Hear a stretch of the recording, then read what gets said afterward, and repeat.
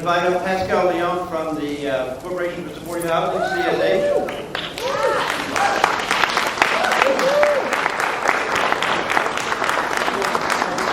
We originally had Deb DeSantis speaking, and I walked in and they said, well, Deb is on the train and running late. And I said, well, good thing I took a bus because we got here just on time. But the other is that Pascale is a much more dynamic speaker than Deb is. But CSH has been working for years in New Jersey and across the country on ending homelessness, supportive housing. I still remember when some of us in a group like this, way back in the dark ages, had a meeting with CSH in New York, and we said, you know, you really ought to pick New Jersey because it's the best place you'll ever be. And we're happy to be here. Thank you. Thank you. Hello, New Jersey. Yeah. All right, I'm a former Jerseyan, but my son was born there, so he'll always be a Jersey boy. So I'm glad that Jersey showed up and showed out, right? And as Richard has mentioned, I'm filling some really big shoes. Deb DeSantis, our president and CEO from CSH, the Corporation for Supportive Housing. As most folks in New Jersey and New York know, the Amtrak service is not as great. This is something else the federal government needs to work on. So I don't need to explain to the folks here in the room the importance of pushing back on these tremendous cuts to housing, to affordable housing, especially in New Jersey.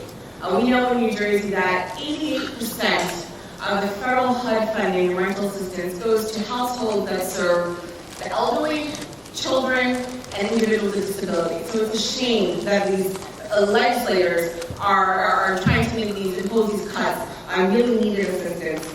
And New Jersey has made some great strides in ending homelessness. Is Bergen County in the house?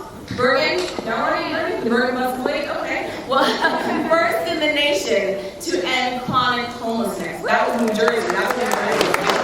And shout out also to Monmouth County on your efforts to end homelessness for veteran populations. The folks, is Camden in the building?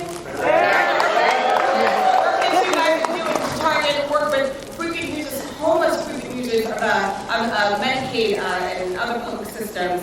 Has been tremendous and really a pilot that needs to be seen across the country. So we really need these federal funds to help leverage the amazing work that is happening in New Jersey right now. I want to mention that equally as important as the bricks and mortar and having a safe roof over your head are the services that go into the housing, right? And so that's why we're here today, not only to push back on housing cuts, but any attempts to cap or repeal the Affordable Care Act, because we're not here for it, right? And so I just want to also mention that, and as the previous speakers have mentioned, I think what's most important are the folks with lived experience who have the stories that these legislators need to hear. And as the previous speaker had just mentioned, they can fight your stats, they can fight your data, but they can't fight your story. That's yours, right? And so I just want to encourage you all, and I'm here in solidarity to let your voices be heard, okay? All right, New Jersey, let's do this today, right?